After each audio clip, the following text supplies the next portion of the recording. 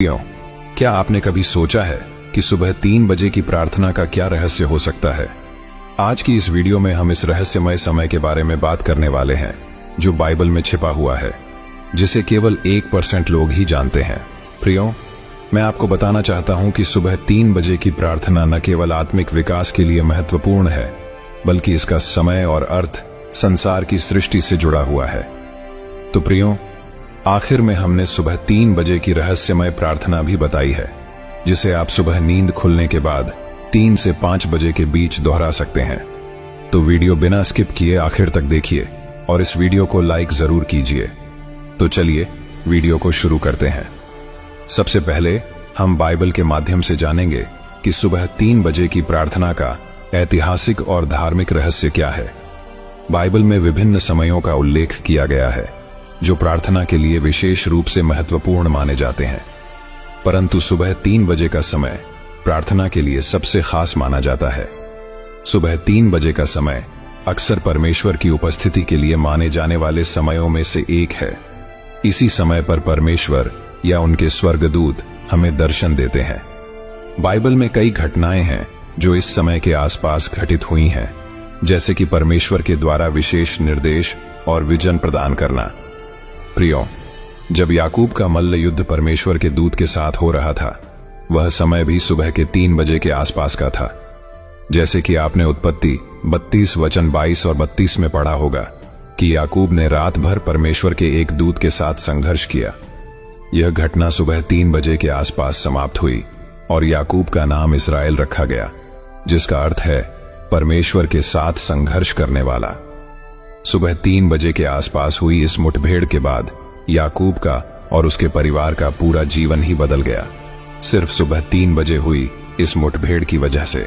प्रियो, ये जो 3 बजे का समय है, इस समय को रात का तीसरा पहर माना जाता है। बाइबल में इसे एक महत्वपूर्ण समय के रूप में देखा जाता है जब लोग प्रार्थना और आराधना में होते हैं। यह वह समय है जब अंधकार अपने चरम पर होता है और सुबह की रोशनी का आगमन होता है। यह समय वास्तव में आत्मनिरीक्षण और आध्यात्मिक जागरूकता का होता है। यह वह समय है जब हम अपने भीतर की शांति और ईश्वर के साथ एक गहरा संबंध महसूस कर सकते हैं और परमेश्वर के द्वारा सब कुछ हासिल कर सकते हैं। वैसे ही पौलुस और सीलास का जेल से छूटने का समय भी 3 बजे के आसपास का था। जैसे कि आपने प्रेरितों 16 वचन 25 और 34 में पढ़ा होगा कि पौलुस और सीलास आधी रात के बाद जेल में प्रार्थना और स्तुति कर रहे थे। तभी एक भूकंप आया और उनके बंधन टूट गए। यह घटना सुबह के शुरुआती घंटों में यानी 3 बजे के आसपास ही हुई थी। प्रियो, सुबह 3 बजे की प्रार्थना हमें परमेश्वर के साथ एक गहरा और व्यक्तिगत संबंध स्थापित करने में मदद करती है और हमारे सारे बंधनों को तोड़ देती है। यह प्रार्थना हमें हमारे आध्यात्मिक मार्ग पर जागरूक और संवेदनशील बनाती है। प्रभु यीशु का प्रार्थना करने का समय भी सुबह 3 बजे के आसपास का ही था। जैसे कि आपने मरकुस 1 वचन 35 में पढ़ा होगा कि सुबह सुबह जब अंधेरा ही था, यीशु उठा, घर से निकला और एकांत जगह में जाकर प्रार्थना करने लगा। प्रियो, जब प्रभु यीशु पानी पर चले थे, यह समय भी सुबह 3 बजे के आसपास का ही था। बाइबल में और कई सारी घटनाएं हैं जो इस समय के आसपास घटित हुई हैं। इसीलिए इस समय को परमेश्वर की उपस्थिति का समय माना जाता है और हमें इसी समय में यानी 3 बजे से 5 बजे के बीच यह प्रार्थना करनी है।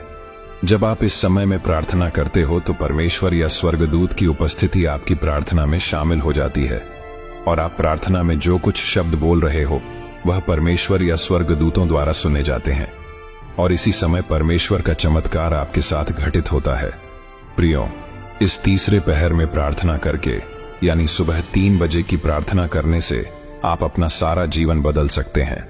सिर्फ इस प्रार्थना को विश्वास पूर्वक और पूरे दिल से मेरे साथ दोहराए, चाहे आपकी स्थिति कैसी भी हो।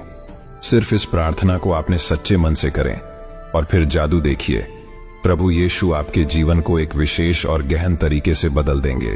तो प्रियो, अब चलते हैं प्रार्थना की ओर। मैं जो प्रार्थना करने जा रहा हूं, इसे रात के तीसरे पहर यानी सुबह 3 बजे से लेकर सुबह 5 बजे के बीच जब भी आपकी नींद खुले तब आपको यह प्रार्थना करनी है। तो चलिए मैं इस प्रार्थना को शुरू करता हूं। तो मेरे साथ आप भी इस प्रार्थना को अंगीकार करें। हे मेरे सर्वशक्तिमान और अनंत परमेश्वर, मैं एक विनम्र और पश्चातापी हृदय के साथ आपकी दिव्य सुरक्षा और उद्धार की तलाश में आपकी उपस्थिति में आता हूं। मैं आपकी शक्ति और वचनों को स्वीकार करता हूं, यह जानते हुए कि आप ही मेरे शरण और संकट के समय में मेरा किला है। मैं आपके सभी सृजन पर आपकी प्रभुता की घोषणा करता हूं, यह जानते हुए कि केवल आपके पास ही हर बंधन को तोड़ने, हर बुराई को हराने और सभी अंधकार पर विजय प्राप्त करने की शक्ति है। मैं आपके वचन और यीशु मसीह द्वारा क्रूस पर जीती गई विजय के अधिकार पर खड़ा हूं। हे मेरे दयालु पिता परमेश्वर, मैं अपनी आवाज को प्रार्थना में उठाता हूं। मैं आपकी सुरक्षा के लिए प्रार्थना करता हूं, उन बंधनों को तोड़ने के लिए जो मुझे लंबे समय से बंधक बनाए हुए हैं। यीशु के नाम पर मैं हर बुरी शक्ति, हर शाप, हर जादू टोना और हर अंधकार की शक्ति को तोड़ देता हूं। मैं अपने रक्त रेखा के माध्यम से नीचे आए हर पीढ़ीगत शाप को तोड़ देता हूं और अस्वीकार करता हूं। मैं घोषणा करता हूं कि यीशु के रक्त की शक्ति मुझे अतीत के बंधनों से मुक्त करती है। मैं हर नकारात्मक पैटर्न, हर लत के चक्र, हर गढ़ को तोड़ता हूं जिसने मुझे आपके आशीर्वाद की पूर्णता का अनुभव करने से रोका है। मैं मेरे जीवन के ऊपर मंडरा रहे हर एक बुरे साए की बुरे शक्ति को प्रभु यीशु के नाम पर आग में जलने की आज्ञा देता हूं, जिसने मेरी प्रगति में बाधा डाली है। हे मेरे स्वर्गीय पिता, मैं मेरे टूटे हुए रिश्तों को बहाल करने और सामंजस्य लाने के लिए, संपूर्णता और एकता लाने के लिए आपके उपचार स्पर्श की मांग करता हूं। हे मेरे पिता परमेश्वर, मैं अपने मन, विचारों और भावनाओं पर आपकी दिव्य सुरक्षा के लिए प्रार्थना करता हूं। मैं हर भय, चिंता और अवसाद की आत्मा को अस्वीकार करता हूं जिसने मुझे परेशान किया है। मैं अपने शरीर पर आपकी दिव्य सुरक्षा के लिए प्रार्थना करता हूं। मैं हर बीमारी, रोग और कमजोरी को अस्वीकार करता हूं जिसने मेरे स्वास्थ्य पर हमला करने की कोशिश की है। हे स्वर्गीय पिता, मैं अपने जीवन के हर क्षेत्र में आपकी दिव्य प्रावधान और प्रचुरता के लिए प्रार्थना करता हूं। मैं घोषणा करता हूं कि आप मेरे प्रदाता हैं और आप अपनी महिमा में अपने धन के अनुसार मेरी सभी आवश्यकताओं को पूरा करते हैं। मैं गरीबी और अभाव की आत्मा को अस्वीकार करता हूं और समृद्धि और प्रचुरता की आत्मा को जारी करता हूं। मैं अपने हर निर्णय में आपकी दिव्य बुद्धि और विवेक के लिए प्रार्थना करता हूं। प्रभु, मुझे अपने आत्मा द्वारा मार्गदर्शित करें ताकि मैं धर्म के पथों में चल सकूं। मुझे धोखाधड़ी से बचाएं और मुझे सभी सत्य में ले जाएं। मुझे जीवन की चुनौतियों को नेविगेट करने के लिए समझ और स्पष्टता प्रदान करें। मेरे आध्यात्मिक आंखों को खोलें ताकि मैं दुश्मन के छिपे हुए जाल और फंदों को देख सकूं और उन्हें टालने के लिए मुझे बुद्धि दें। हे स्वर्गीय पिता, मुझे आत्मिक हमलों और दुश्मन की योजनाओं से बचाएं। मेरे विश्वास को मजबूत करें, आपके वचन से मेरी समझ को गहरा करें और मुझे अपने पवित्र आत्मा से भरें। मुझे झूठे सिद्धांतों और शिक्षाओं से बचाएं जो आपके सत्य को विकृत करने का प्रयास करते हैं। मुझे एक ऐसा जीवन जीने के लिए सशक्त करें जो आपको प्रसन्न करे, आपके नाम का सम्मान करे। हे पिता परमेश्वर, मैं मेरा सारा जीवन आपके हाथ में सौंपता हूं और प्रार्थना यीशु के नाम से करता हूं। आमीन। प्रियो, इस प्रार्थना को पूरे मन से अंगीकार करें और आपकी नींद जब भी सुबह 3 बजे से लेकर सुबह 5 बजे के बीच खुलती है, तब इस शक्तिशाली प्रार्थना को जरूर कीजिए। यदि आपको वीडियो पसंद आया हो तो वीडियो को लाइक करें। यदि आप भी प्रभु यीशु और उनके वचनों पर पूरे मन से विश्वास करते हो तो कमेंट में आमीन टाइप जरूर करें। प्रभु आप सभी को आशीष दें। आमीन।